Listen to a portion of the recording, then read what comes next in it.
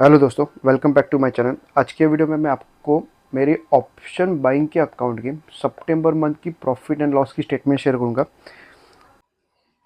और जो चैनल पे है उनके लिए मैंने ये अकाउंट है वो मैंने 10,000 से स्टार्ट किया था। मैंने जुलाई मंथ में ये अकाउंट स्टार्ट किया, जुलाई, अगस्त और ये सितंबर। अभी फिलहाल ये थर्ड मंथ है जिसमें मैं सिर्फ 10,000 फंड डिपॉजिट किया।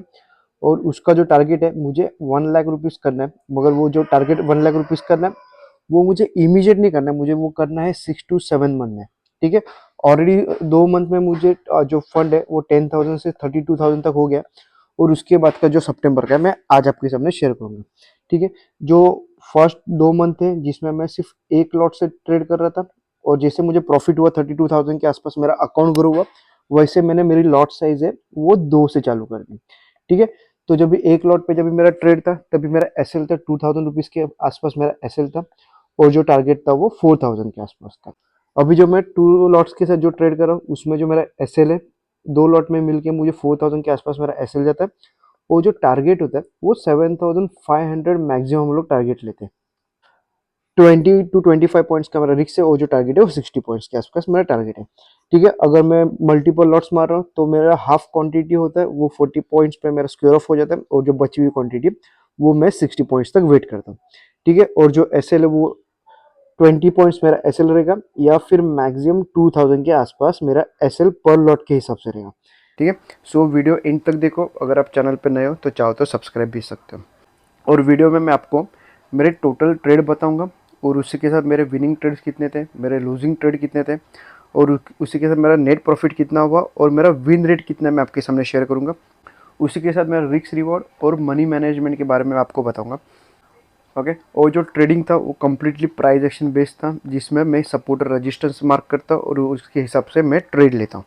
और मैं स्टार्टिंग में आपको मेरा फर्स्ट वीक का स्टेटमेंट दिखाऊंगा, उसका सेकंड, ऐसे करते करते मैं आपको पूरे वीक की पूरे मंथ की स्टेटमेंट एक साथ बाद में दिखा दूंगा।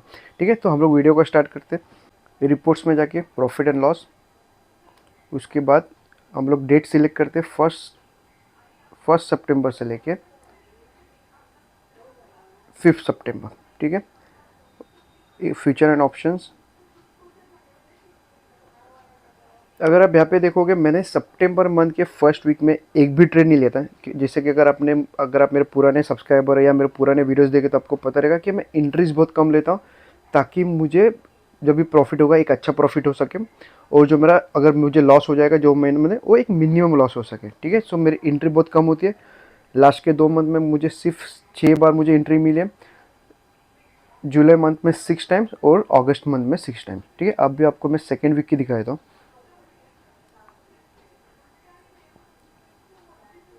8 सितंबर से लेके 12 सितंबर, सेकेंड वीक में मुझे सिर्फ एक बार ट्रेड मिला था, जिसमें जो मेरा एसएल था जो मेरा एसएल था 4,000 के आसपास का एसएल था।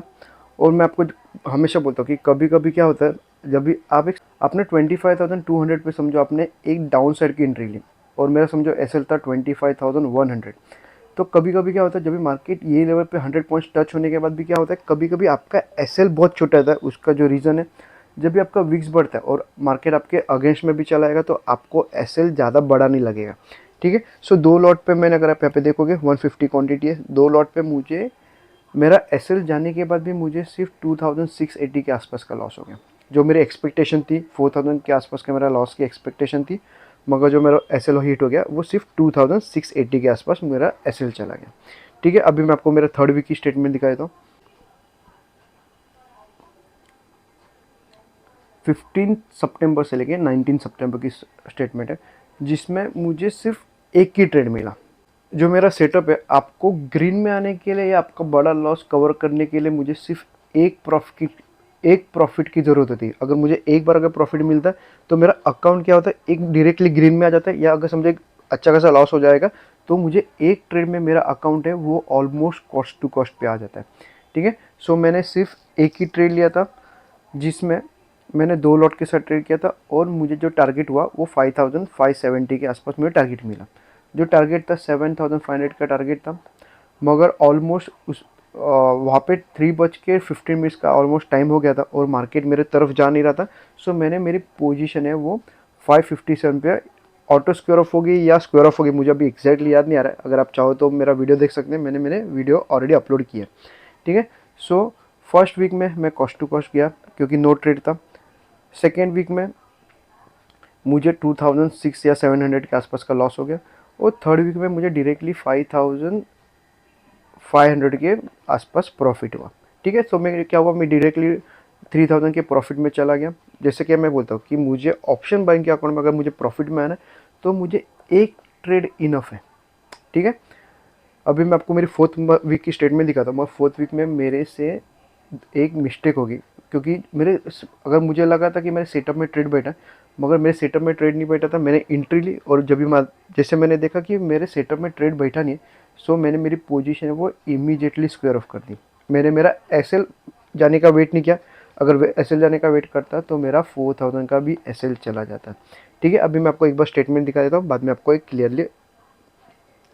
क्लियरली बता देता हूँ।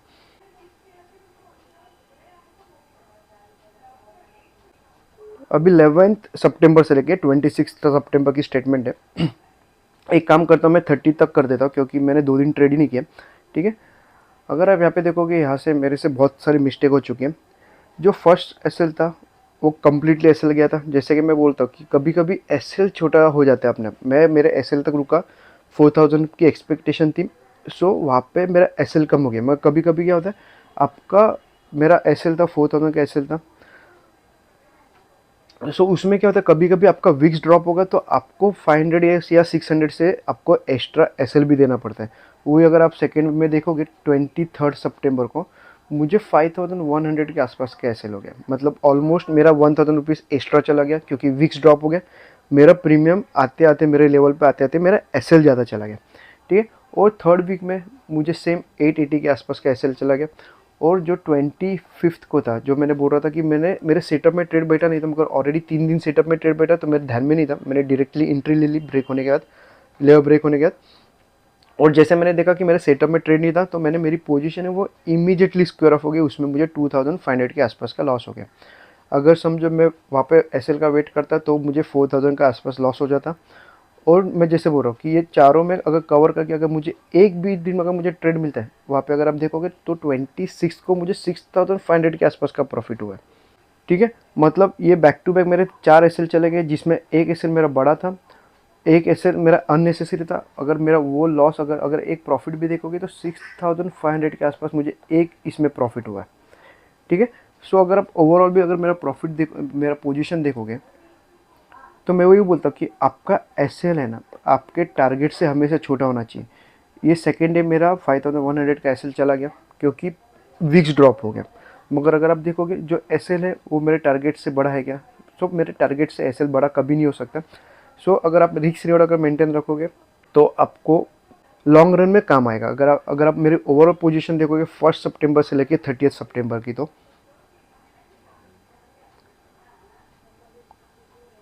1 सितंबर से लेके 30 सितंबर, तो आपको एक क्लियरली दिखाई देगा कि मैं सिर्फ इतना होने के बाद अगर आप मेरे लूजिंग डेज देखोगे तो 1 2 3 4 5 मेरे लूजिंग ट्रेड है। और मेरा जो टारगेट है जो हिट हुआ है वो सिर्फ 2 बार हो गया। सो ये मंथ में अगर आप देखोगे तो मुझे मेरा जो विन रेट है वो लेस देन 50% है, तो भी मेरा जो अकाउंट है वो ज़ीरो नहीं हुआ या फिर ज़्यादा ड्रॉप डाउन नहीं हुआ, ठीक है। अगर आप देखोगे तो 1300 के आसपास मुझे लॉस हुआ ये मंथ में, और टोटल। और अगर आप मनी मैनेजमेंट देखोगे, क्योंकि अगर आप पोजीशन साइजिंग पे ध्यान नहीं दोगे तो आपका एसएल बढ़ेगा। अगर आप यहाँ पे देखोगे तो कंटिन्यूसली 150 क्वांटिटीज़ के आसपास मेरा ट्रेड चला। ये 300 क्यों हुआ मुझे एग्जैक्टली अभी तक याद नहीं आ रहा है। अगर मैंने वीडियो बना रहेगा तो आप जाके चेक कर सकते हो। मगर अगर बाकी का देखोगे तो 150 क्वांटिटी हमेशा ही है, 2 लॉट से ट्रेड चालू है।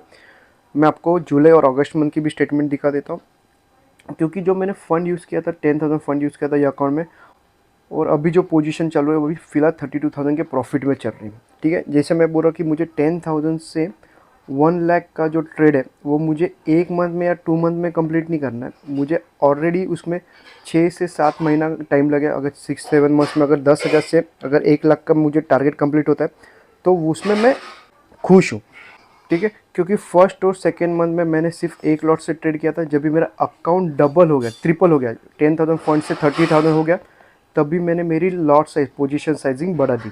ठीक है, सो एग्जैक्टली आपको पोजीशन साइजिंग कभी बढ़ाना चाहिए, आपका रिस्क रिवॉर्ड कितना होना चाहिए आपको पता होना चाहिए।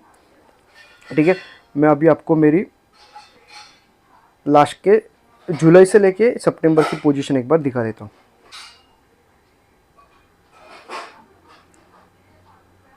1 जुलाई से लेके 30 सितंबर। ठीक है, 3 मंथ में टोटल मैंने सिर्फ 10,000 का फंड डिपॉजिट किया था। उसमें अगर 2 मंथ देखोगे तो मुझे 22,000 के ऊपर प्रॉफिट हुआ है। ये मंथ में अगर आप 1,100 का अगर लॉस माइनस करते हो तो 22,000 के आसपास मुझे प्रॉफिट हुआ है 2 मंथ में 10,000 फंड यूज़ करके।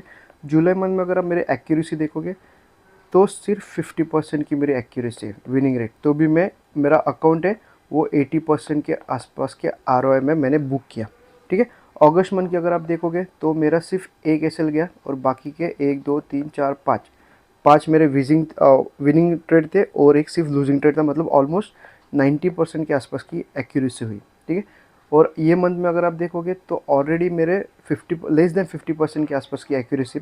तो हमेशा आपको एक्यूरेसी 100% या 80% के आसपास नहीं मिलेगी, मगर आपका रिस्क कितना है और आप रिवॉर्ड कितना रहते हैं वो डिपेंड करता है। 2 मंथ में मुझे एक अच्छा खासा प्रॉफिट हुआ। ये मंथ में मुझे प्रॉफिट नहीं हुआ मगर मेरा लॉस भी ज़्यादा नहीं हो रहा है। अगर आप लॉस देखोगे तो मेरा ज़्यादा ड्रॉ डाउन नहीं हुआ, मेरा सिर्फ 1,100 के आसपास का ड्रॉ डाउन हुआ है।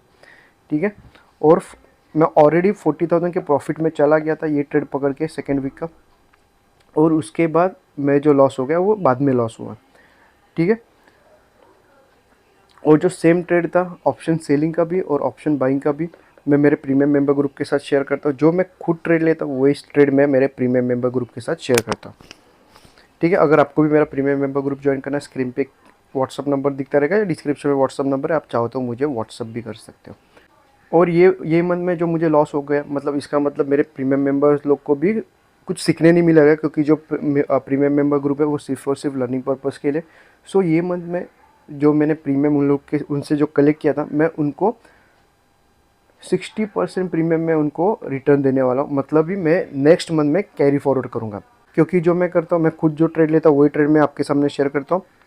और जिस मंथ में मैं प्रॉफिटेबल नहीं होता वो मंथ में मैं आपसे जो प्रीमियम या फ़ी मैंने जो कलेक्ट की वो 60% मैं आपको रिटर्न दे देता हूँ, यानी कि मैं नेक्स्ट मंथ में कैरी फॉरवर्ड करता हूँ। ठीक है, अगर आप चाहो तो मेरा प्रीमियम मेंबर ग्रुप ज्वाइन भी कर सकते हो, ऑप्शन सेलिंग के लिए भी और ऑप्शन बाइंग के लिए भी। ठीक है, और अगर क्रिप्टो के लिए आपको मेरा ट्रेड जानना है तो आप मेरे टेलीग्राम चैनल ज्वाइन कर सकते हो, या फिर मेरे अकाउंट में से आप डेल्टा एक्सचेंज का अकाउंट ओपन कर सकते हो। ठीक है, मैं डिस्क्रिप्शन में मेरा रेफ़र कोड दे दूंगा, आप चाहो तो रेफ़र कोड से अकाउंट भी ओपन कर सकते हो। ओपन करने के बाद मुझे व्हाट्सअप करो, मैं मेरे आपको प्रीमियम मेंबर ग्रुप के साथ शेयर कर दूंगा, ऐड कर दूंगा। ठीक है, अभी भी कुछ डाउट रहेगा तो कमेंट करो, ये वीडियो अच्छा लगा तो लाइक भी कर सकते हो। धन्यवाद।